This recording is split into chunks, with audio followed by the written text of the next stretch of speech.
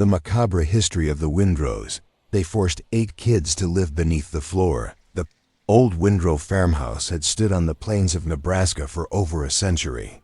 Its weathered, clapboard siding and sagging front porch a familiar sight to residents of the small farming community of Millbrook. When the property was finally sold after the mysterious disappearance of the Windrow family in 2023, the new owners, a young couple from Omaha seeking a quiet rural life, looked forward to renovating the historic home and breathing new life into its time-worn rooms.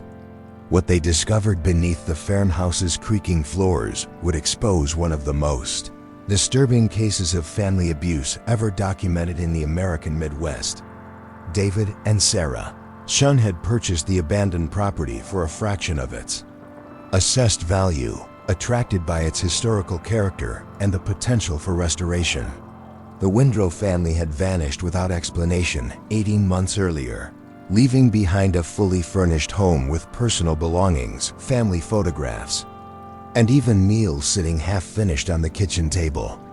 Local authorities had conducted a brief investigation but found no evidence of foul play, ultimately classifying the disappearance as a voluntary abandonment. The first sign that something was amiss came during the Chun's initial inspection of the property in March 2024.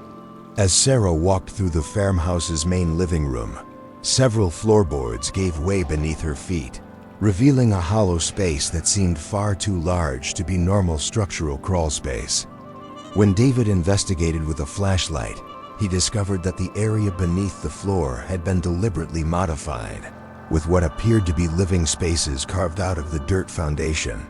The discovery prompted the Chuns to contact local authorities, who arrived expecting to find evidence of a basement storage area or perhaps historical artifacts left by previous generations of residents. What they uncovered instead was a network of cramped chambers that had been excavated beneath the farmhouse's main floor, creating a hidden subterranean world where human beings had been forced to live in conditions that defied imagination. Spaces beneath the floorboards were barely large enough for children to stand upright, connected by narrow crawlways that required hands and knees navigation. Each chamber measured approximately 4 feet by 6 feet and had been lined with salvaged wood and cloth to create primitive living quarters. The spaces contained makeshift bedding, personal belongings, and waste buckets that indicated they had been occupied for extended periods. Most disturbing of all were the children found within these underground chambers, 8 individuals ranging in age from 9 to 21 years old, all severely malnourished and exhibiting signs of long-term psychological trauma. The children's initial reaction to their discovery was not relief but terror, as they had been conditioned to fear exposure to the outside world and to believe that their underground existence was normal and necessary. The oldest of the group, a young woman later identified as Anna Windrow, had apparently been living beneath the floorboards for over 12 years. Her 7 companions, 4 boys and 3 girls, had similarly spent most or all of their lives in the cramped spaces, completely isolated from normal human society and raised according to rules that bore no resemblance to conventional family life. The children spoke in whispers and demonstrated an almost supernatural ability to move silently through their underground network, skills that had been developed over years of being forced to remain completely quiet while family activities continued in the rooms above their heads. They had learned to time their movements with the footsteps of family members walking overhead, to muffle any sounds that might betray their presence, and to exist in a state of perpetual silence that had become second nature. Investigation into the underground spaces revealed the systematic nature of the children's imprisonment. The Windrow family had spent years gradually excavating and constructing the hidden chambers, using the natural crawl space beneath the farmhouse as a starting point for a much more extensive operation. The work had been done carefully and gradually, ensuring that the structural integrity of the house remained intact, while creating a parallel world beneath the family's feet. The chambers contained evidence of the elaborate control system that had governed the children's lives for years. Written rules were posted on makeshift bulletin boards, detailing when the children were allowed to move, speak, eat, and sleep. The schedules were designed to ensure that their activities never coincided with family gatherings or visits from outsiders who might detect sounds from below. The children had been taught that they were different from normal people, that they carried a curse or sickness that required them to be hidden from the outside world for their own protection and the safety of others. They had been told that exposure to sunlight would cause them physical harm, that interaction with strangers would result in their death, and that their underground existence was an act of love and protection by their family. Medical examination of the 8 rescued children revealed the devastating physical toll of their underground existence.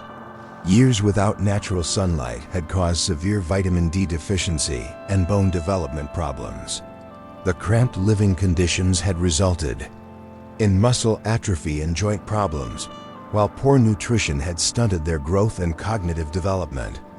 Several had never received proper medical care for childhood illnesses and injuries, leaving them with preventable disabilities and chronic health conditions. The psychological evaluation of the children was equally disturbing. Years of isolation and sensory deprivation had left them with profound trauma and an almost complete inability to function in normal social situations. They had been systematically conditioned to view their imprisonment as normal and necessary, making it extremely difficult for them to understand that they had been victims of abuse rather than recipients of protection. Investigation into the Windrow family's background revealed a gradual descent into extremist beliefs and paranoid behavior that had escalated over several generations.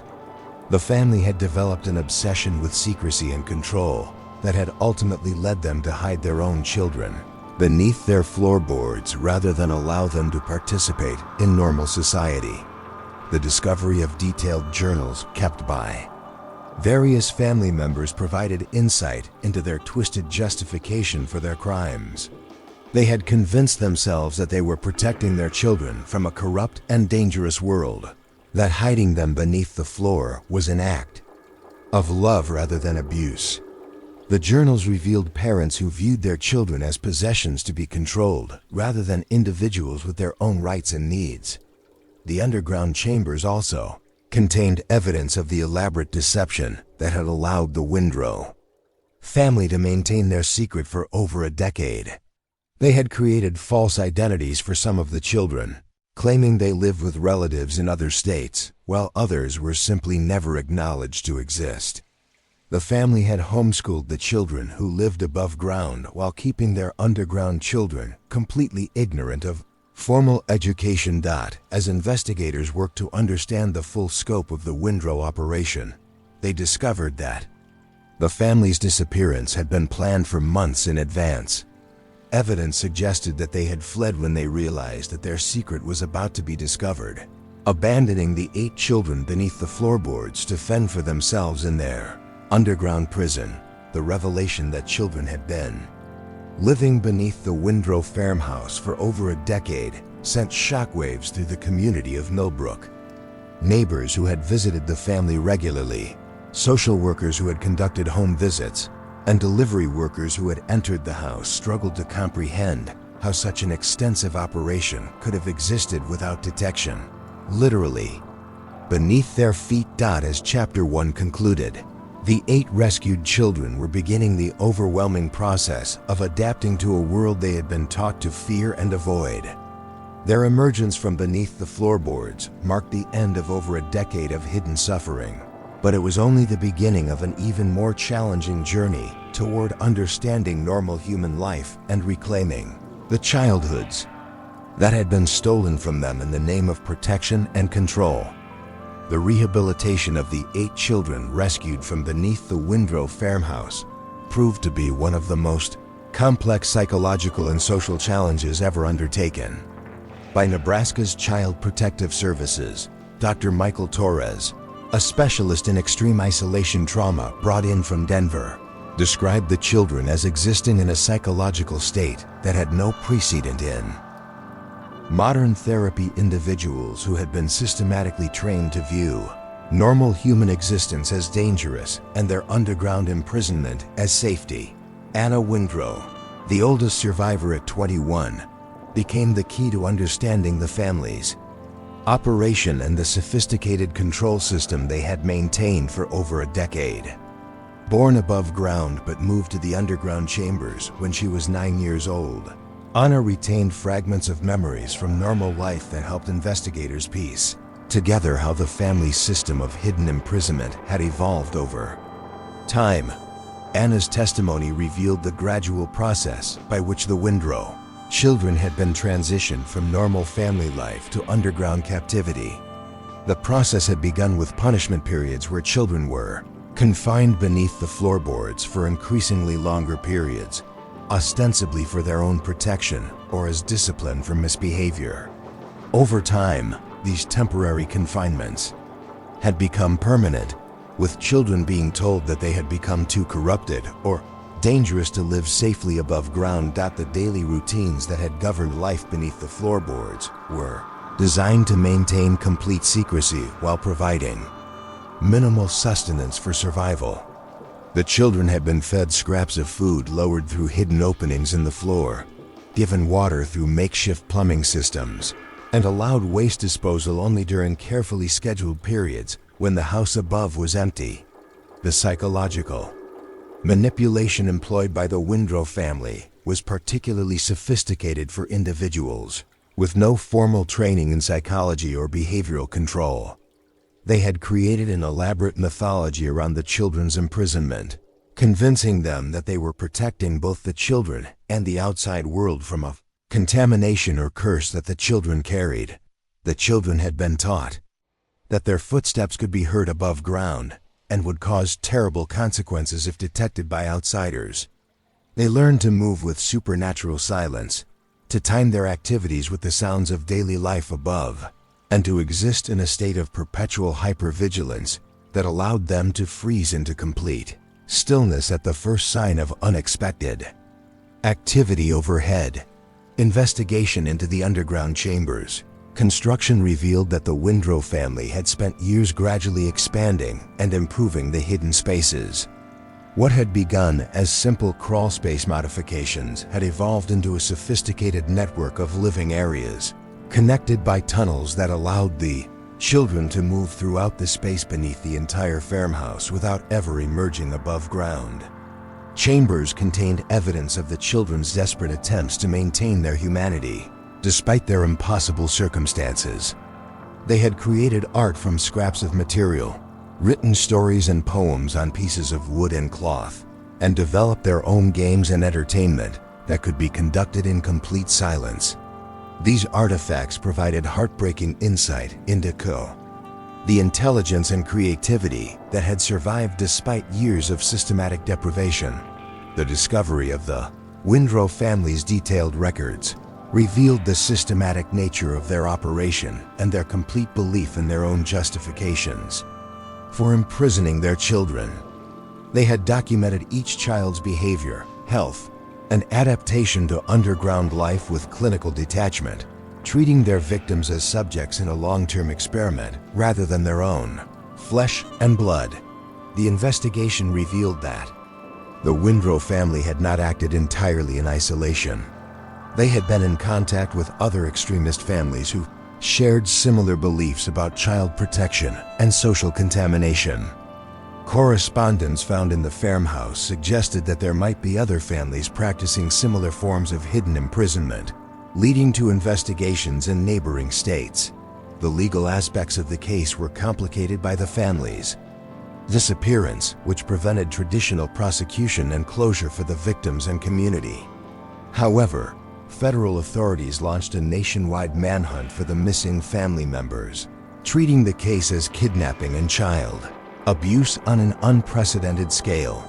The medical treatment of the 8 survivors required innovative approaches to co-fouches to tested scale.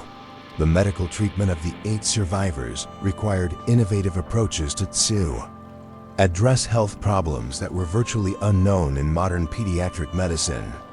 Years of vitamin D deficiency had caused severe bone development issues, while cramped living conditions had created numerous orthopedic problems that required surgical intervention and extensive physical therapy. The children's adaptation to normal living spaces was complicated by their profound claustrophobia when placed in rooms with high ceilings and their terror of making any sound that might be heard by others.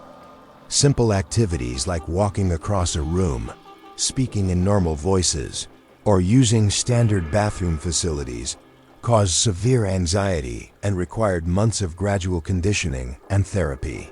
The psychological recovery process was particularly challenging because the children's entire sense of identity had been built around their hidden existence and their belief that they were fundamentally different from other people. Learning to see themselves as normal individuals who had been victimized rather than protected required fundamental reconstruction of their self-concept and worldview. Dr. Torres and his team developed specialized therapy approaches that combined elements of trauma treatment, cult deprogramming, and social skills training. The children were initially treated in groups to maintain their sense of connection with each other, while gradually introducing them to interactions with outsiders and normal social situations. The survivors' adaptation to education proved to be another significant challenge. The underground children had received no formal schooling and had limited literacy skills, but they demonstrated remarkable intelligence and learning capacity once they began to overcome their conditioned fears of normal activities like reading, writing, and academic instruction. Anna Windrow eventually became a powerful advocate for children affected by family-based isolation and abuse. Her transformation from a terrified underground dweller to an articulate spokesperson for victims' rights demonstrated the remarkable capacity of the human spirit to overcome even the most systematic attempts at psychological control and social isolation. The other survivors followed varied paths in their recovery and integration into normal society. Some eventually attended traditional schools and developed conventional social relationships, while others found success in artistic pursuits that allowed them to process their trauma through creative expression. All required years of specialized support and therapy, but their achievements demonstrated that even the most severe social deprivation could be overcome with proper care and intervention. The farmhouse itself was eventually demolished after extensive forensic examination, with the underground chambers documented and then sealed to prevent future misuse. The property was converted into a memorial park featuring 8 trees planted in a circle around a small fountain, with plaques explaining the importance of protecting children's rights to normal family life and education. The case prompted significant reforms in rural child welfare monitoring and homeschooling oversight. New protocols were established for conducting thorough home inspections and ensuring that all children in a family are accounted for and receiving appropriate care and education. The manhunt for the missing Windrow family members continued for several years, eventually leading to their capture in a remote area of Canada, where they had been attempting to establish a new hidden operation. Their extradition and trial became a landmark case in prosecuting family-based child imprisonment and abuse. The memorial created at the site of the former farmhouse features an inscription that reads, "For those who lived in silence beneath our feet and found the courage to speak their truth above ground." The memorial serves as a reminder that child abuse can occur in any setting, and that vigilance and community awareness are essential for protecting vulnerable children. The 8 survivors' recovery became a testament to human resilience and the power of proper therapeutic intervention to overcome even the most extreme trauma. Their transformation from hidden victims to individuals embracing normal life demonstrated that no amount of psychological manipulation and social isolation can permanently destroy the human capacity for growth, healing, and connection with others. Their story stands as proof that truth will eventually surface, even when buried beneath layers of family secrecy and control. and that children have an inherent right to live above ground, in the light, surrounded by the love and support of a community that protects rather than hides them. Thank you for watching another tale unfold here on NW Storytime. Every story hides a secret, and tonight you uncovered another one. Tell me in the comments where you're watching from. I'd love to know how far these stories travel. If you enjoyed this mystery, don't forget to like, share, and subscribe. It helps us keep the secrets alive. Until next time, stay curious,